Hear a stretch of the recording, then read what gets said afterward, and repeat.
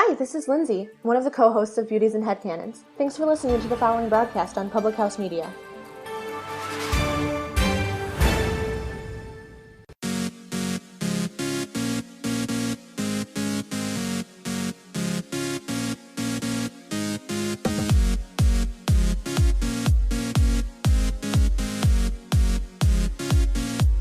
I want to be the kind of person who actively pursues God, intentionally staying the course and refusing to yield at fear and anxiety.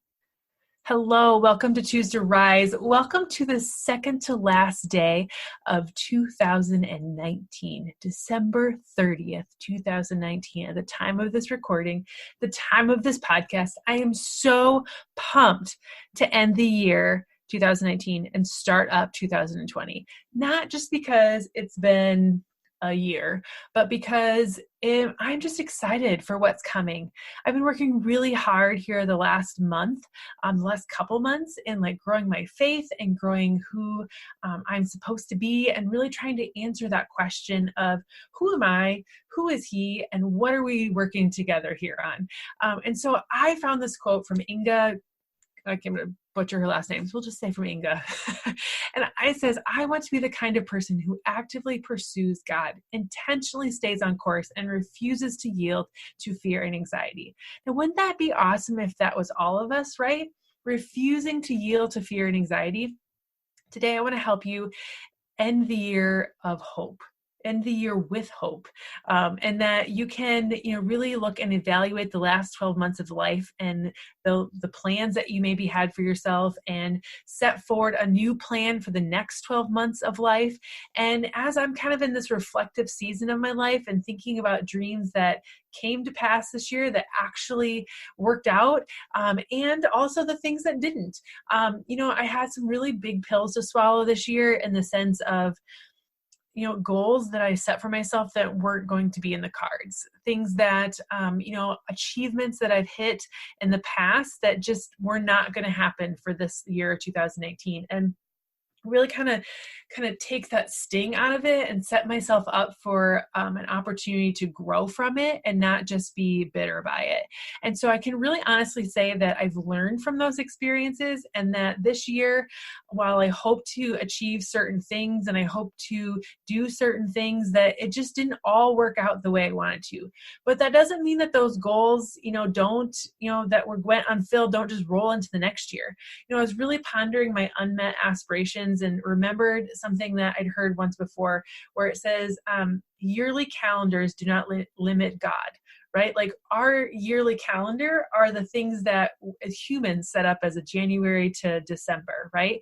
And if we tend to look at December as the end of the road, we plan for the next 12 months and then feel like we're failures at the cross line. As we kind of finish that cross line there, we're going to stay super stuck in where we're at. Like if we looked at January as a continuation of December and we just kept going on the path, then we're going to be much more happier in the sense. We're going to realize that God is not limited by time and by seasons, by human time, and seasons and timings are a big deal to us, rightfully so.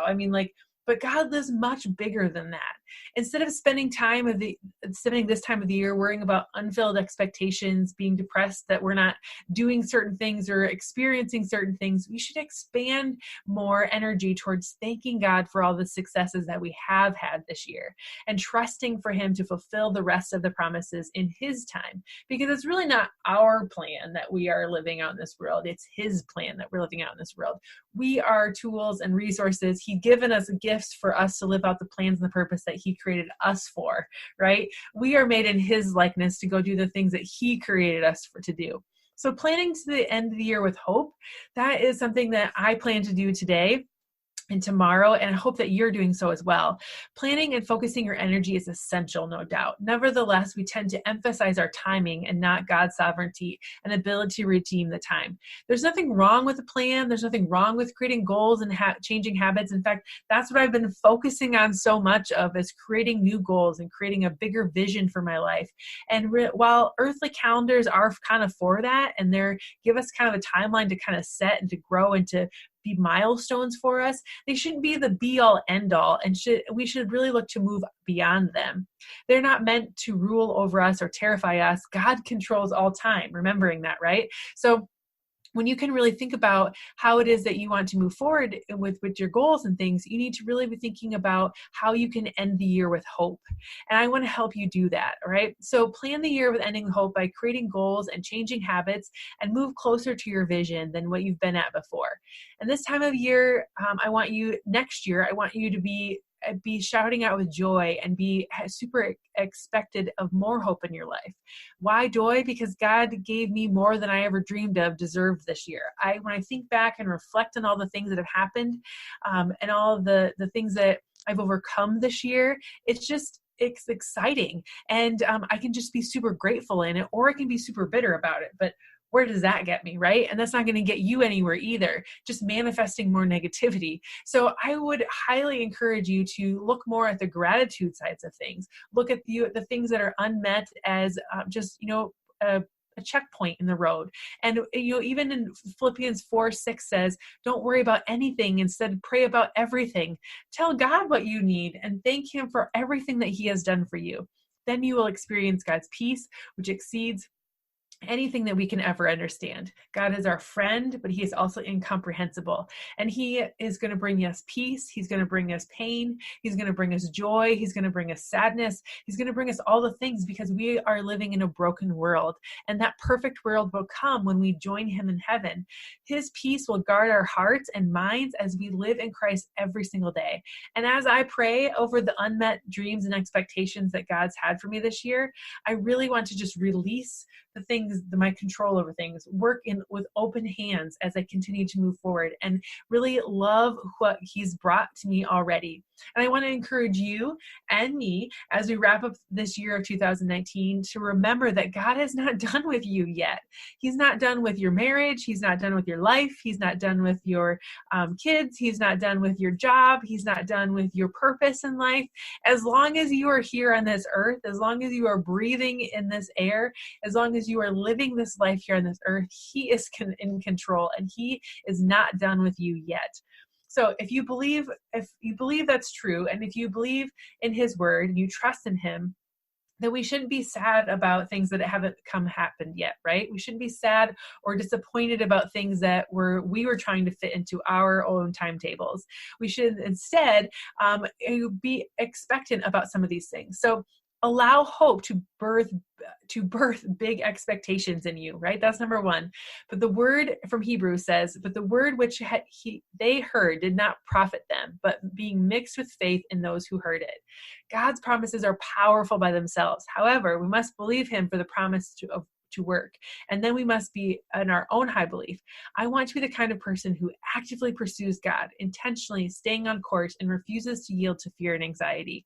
I want to be exuberant for God and be faithful about what he has in store for me. I want to be able to trust him and know that his generosity, and he is always going to provide for us. And he is always going to have things that are, going to go beyond my iniquities. I'm going to have to bow down and know that my inabilities are waiting for him to take hold of and make me anew again.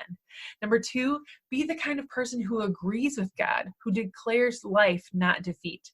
Proverbs 18:21 says, the tongue has the power of life and death. We need to be the kind of people who watch our words, who learn to zip it when there's nothing life-giving to say, and know that we can be the person that is going to, our words are super powerful, and the words that we say shape our life, whether we're thinking them, whether we're saying them, whether we're, talking about them, whether we're digesting them with other people. Your words are powerful. And the more that you can be encouraged and encourage others with your tongue and with your voice and with the things that you're doing, the more you're going to be able to follow into that setting. So the words that you're saying about those unmet goals, the things that you're saying to yourself about your worth and your value, because those things are not yet met, they matter. So I hope that you're looking forward as a way of seeing the unmet things as they will happen soon, as a yet persona instead of they haven't happened. Looking for the good instead. And the third tip I have for you is be kind of person who notices that God has already done, and cultivating an attitude of gratitude. When you can be super grateful for the things that you have in your life, you just have this overwhelming warm feeling that comes over you, and you just can't help but be happy. And so I hope that you can find gratitude in your year. I hope that you can look back over 2019 and you can see all of the amazing things God's done for you. Even if they weren't good things that happened, that you can find the good that was in them. Because if you can be the kind of person that notices what God's already done in your life and how he's cultivated you and he's molded you and he's shaped you and he's always working for you in that sense, and he's doing things in good for you, and be grateful for those things, that's when you know that you are living the best life and that you're in connection with him. So I pray for you today that you have a blessed, Christ-centered end of the year, that God can increase your capacity for the coming year. And I can't wait to hear what he has in store for you and for me and for everyone that I'm connected with. And if you love Choose to Rise, if you are super encouraged by what we're doing here and you want to be a part of keeping this going for other people, I would love to be supported by you and be encouraged by you. A couple ways that you can do that. One, you can share this with other people. It's free. It's easy to do. Just tell someone else about Choose to Rise. Tell a friend about it. Share it on your social media. Both of those are free and easy to do.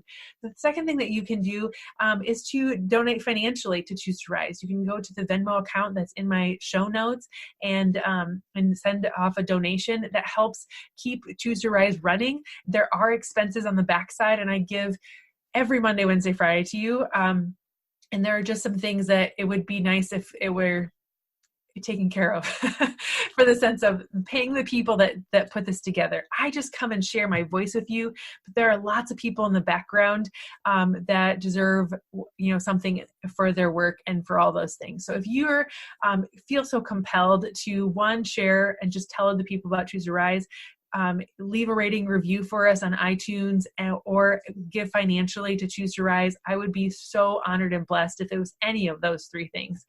Leaving a rating review is also a great way to help other people find us, and a great way to help other people find Choose to Rise and be encouraged by it. So if you are looking for a way to contribute, please head into to one of those three ways and get connected with me at chooseriseup@gmail.com. if you have any questions. Thanks so much for joining me this year. It has been an amazing year. We've gone over 70,000 downloads. We have, been in, I think, 35 different countries. We're climbing the charts in all kinds of places, and I can't take any credit for it. It's all you showing up and sharing and coming back again and again, and to God for blessing this opportunity for us to come together and be a part of his word. So thank you so much for being here with me, and I can't wait to see what happens in 2020 and how you can be a part of that with me. Thanks again for joining, and have a great day.